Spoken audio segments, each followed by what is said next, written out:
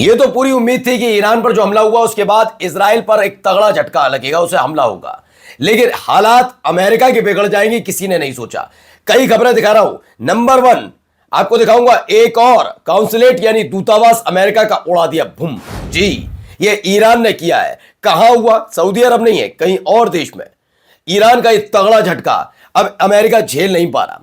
दूसरी बड़ी खबर आपको दिखाऊंगा कि कहां पर सीआईए का हेडक्वार्टर फूंक दिया जाता है, यानी कि उस पर भी एक के बाद एक मिसाइल गिरती है। उसके बाद की तस्वीर आपको दिखाता हूं, हालात क्या बन गए।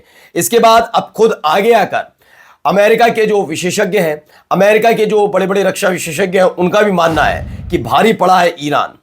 ईरान इस कदर भारी पड़ा है कि उसने हमारी मिडिल ईस्ट में जमा की गई इतने दशकों की जमा पूंजी को मात्र 3 से 4 दिन के भीतर तबाह कर दिया है।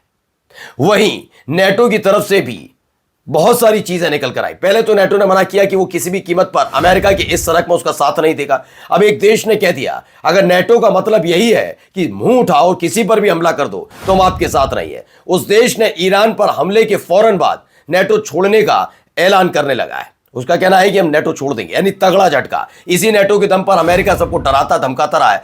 इजराइल के हालात क्या हैं वो भी आपको दिखाऊंगा कि तेल अवीव कैसे हो गया, तो दिखाऊंगा। हमला तो ईरान पर भी हुआ है। नमस्कार, मैं हूं प्रज्वल गौतम और आप देख रहे हैं the live TV. The live TV, सच सबसे आगे। सबसे पहले जरा ये खबर देखिए, बड़ी खबर।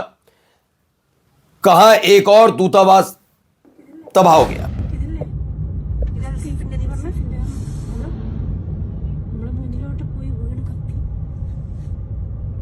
ये देखिए धू धू करके जलता हुआ। देखिए अब खबर क्या है। An Iranian drone has reportedly hit the US consulate in Dubai UAE यानी दुबई में अमेरिका का जो काउंसुलेट है उस पर मिसाइल गिरी और उसके बाद उससे निकलती हुई आग। दुबई इसलिए और ज्यादा जरूरी हो जाता है क्योंकि अलग अलग दावे थे कि यूएई में खास तौर पर जो ईरान है वो रिहायशी इलाकों को निशाना बना रहा है। मैंने हमेशा आपसे, आप जाकर देखिएगा मिडिल ईस्ट के जितने भी देश हैं वहां पर दूतावास, मिलिट्री बेस, नेवल बेस या फिर जिन होटल्स में अमेरिकी सैनिक रुके हुए हैं वहां पर हमले हो रहे हैं। इसके अलावा ऐसा नहीं कि किसी के भी घर पर जाकर मिसाइल गिर रही है। अभी ना दुबई में किसी भी देश से ऐसी खबर नहीं निकली इजराइल को छोड़कर, और इजराइल में भी रिहायशी इलाकों को अब तक निशाना नहीं बनाया। आप कहिए दुबई एयरपोर्ट तो बना था, हाँ दुबई एयरपोर्ट था, यह बात सच है, लेकिन वहां भी खास तौर पर इसका ख्याल रखा गया कि क्या वहां जनहानि की खबर निकल कर आई? नहीं, यही एक है। आइए दूसरी खबर आपको दिखाता हूं। यह देखिए इसी से जुड़ी हुई जो एक ड्रोन उड़ता हुआ आया।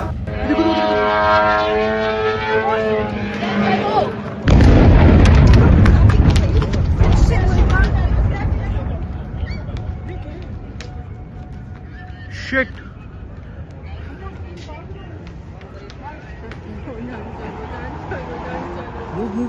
मूव। निकल।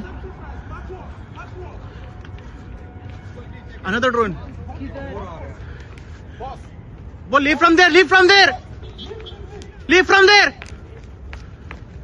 वो खोला कहां कर। देखिए दूसरी वीडियो।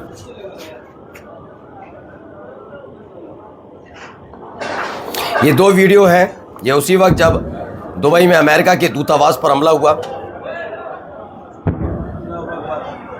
ये मार गिरा है एक मिसाइल या ड्रोन जो भी है।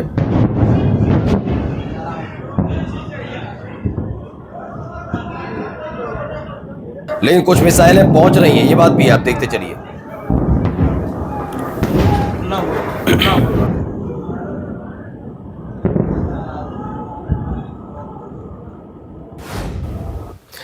तो खबर है ये उस वक्त के ईरान का शाही ड्रोन, उसने सीधे टारगेट किया यूएई के दुबई के अमेरिकी काउंसुलेट पर, दूतावास पर यह सीधा हमला था।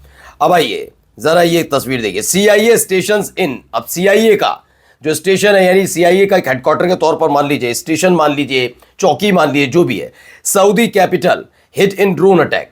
पहले सऊदी अरब से खबर आई थी कि सऊदी अरब में अमेरिकी दूतावास पर हमला हुआ था। अब दुबई की में अमेरिकी दूतावास पर तबाह किया। अब खबर है कि सीआईए स्टेशन जो है उस पर अटैक हुआ है। ये देखिए वीडियो।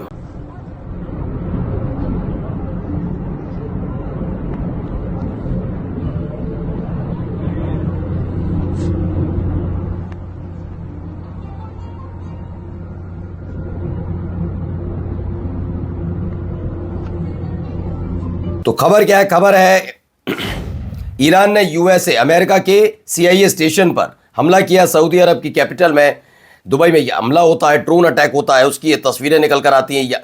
मतलब एक के बाद एक अलग अलग जगह, ठीक है ना। सऊदी अरब में की कैपिटल में हमला हुआ, रियाद में हुआ है। CIA स्टेशन फूंक दिया। उधर दुबई में हमला होता है अलग, जहां पर उनका दूतावास फूंक दिया गया। अब आइए एक और खबर देखिए क्या क्या अब रक्षा विशेषज्ञ भी बता रहे क्या क्या हो रहा है। What about China's ability to impact outcomes in the Straits of Hormuz with what is now the government of Iran, and then 50% of their oil on the other side waiting to get through? Well, China and Russia are sitting on the sidelines monitoring everything. They're in close touch with the government. They're providing satellite intelligence, which accounts for some of the tremendous successes, particularly in Israel and on our U.S. bases. All of our bases have been destroyed. Our harbor installations are destroyed. We're actually having to fall back on India and Indian ports, which are less than ideal. That's what the तो America के senior officer हैं, उन्होंने बताया है कि ज़्यादातर हमारे military base तबाह हो चुके हैं। 50% of the oil has been cut off. ये तमाम चीज़ें नज़र आ रही हैं। अब आप हालात ये बना दिए कि जिस ईरान को मात्र 2 दिनों के भीतर, 2 से 3 दिन के भीतर, और 4 दिन का तो ऐलान ही था कि 4 दिन के भीतर सब कुछ ठीक ठाक कर लिया जाएगा, लेकिन अब उस ईरान ने उल्टा ऐसा पलटवार किया है कि भारी तबाही अमेरिका को देखनी पड़ रही है। देखिए सैटेलाइट इमेज भी निकलकर सामने आई। इसमें दावा किया गया, satellite image confirm Iran's claim of destroying an American ANTPY-2 radar part of the third anti-missile system in UAE। UAE में ये एक और बड़ा हमला जिसमें थर्ड मिसाइल सिस्टम पूरी तरह बर्बाद कर दिया। अब आइए एक और बड़ी खबर आपको बताते चले। हमने आपको जब शुरुआत में खबर खamenei साहब से जुड़ी आई थी, तब इसमें एक खबर थी कि उनके जो बेटे हैं, बेटे साहब हैं, उनको बना दिया गया है, यानी कि मुज्तबा खamenei साहब बन चुके हैं सुप्रीम लीडर।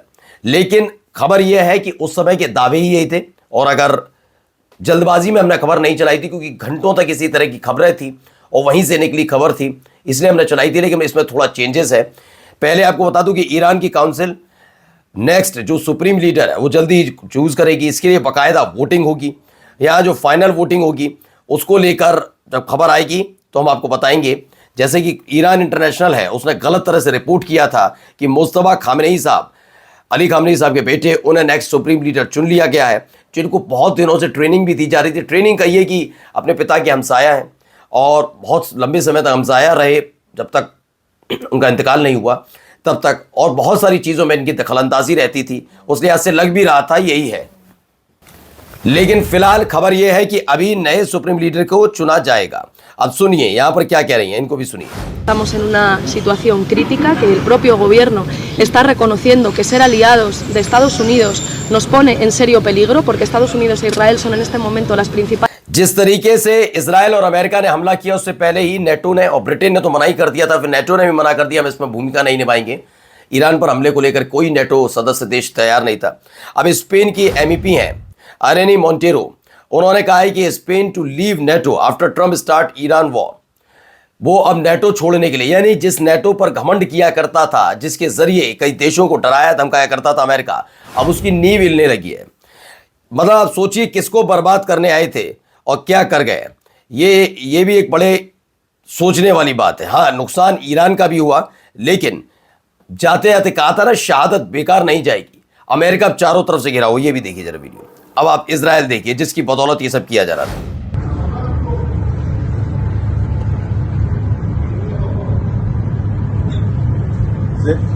זה כיפות ברזל לעבר שברים.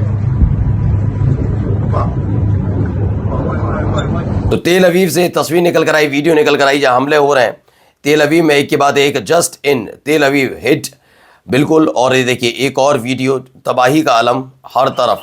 יואו, הלך הבניין. יואו.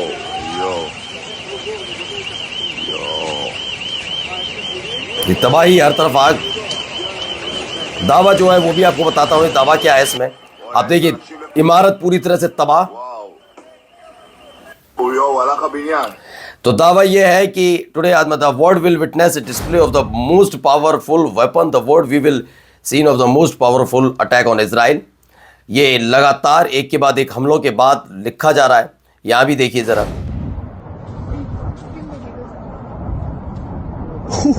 मसला सिर्फ ये नहीं है कि ईरान ने हमला किया, तेहरान में भी हमला हुआ।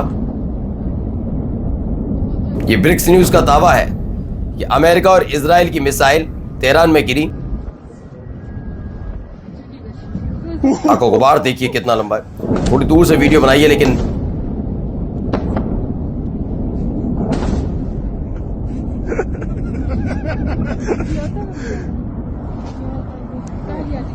तो वीडियो निकल कर आई अमेरिका और इजराइल का तरफ से भी तेहरान पर हमला। लेकिन इस बार अभी तक ये देखा जाए कि इजराइल और अमेरिका दोनों पर भारी अब तक ईरान पड़ा है। मैं पहले दिन से आपसे कह रहा था ये समीकरण यहाँ के अलग है। इन समीकरणों को समझिए, ईरान की ताकत को समझिए। ये वेनेजुएला नहीं है कि आप मुंह उठा कर आए और कुछ भी करके चले जाएं और वेनेजुएला के लोग सिर्फ सड़क पर उतरकर प्रदर्शन करें। ये ईरान है। नमस्कार। द लाइव टीवी, सच सबसे आगे।